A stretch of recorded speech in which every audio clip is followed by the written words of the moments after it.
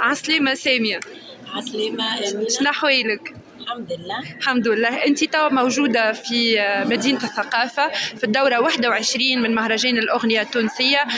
كان تعطينا كلمة على تواجدك اليوم في الدورة، وإلسكو البروجرام معناتها اللي قدموه معناها عجبك ما عجبكش؟ كان تعطينا كلمة.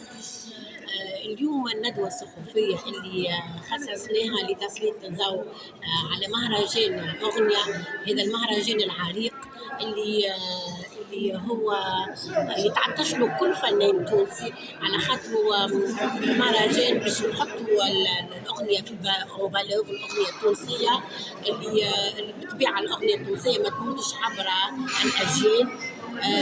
في الدورة هذه بالذات أنا شفت تغيير كبير على الدورات السابقة. هي دورة منفتحة لكل الأجيال. فيما يخص البرمجة، هي برمجة ثانية بداية من يوم الافتتاح.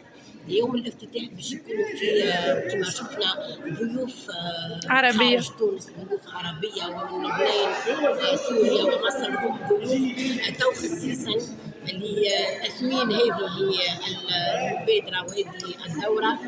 وحاجة مهمة برشا اللي هما باش يقوموا بتكريم الراحلة الصوت اللي قعد منقوش في ذاكرتنا، صوت ذكرى الله يرحمها.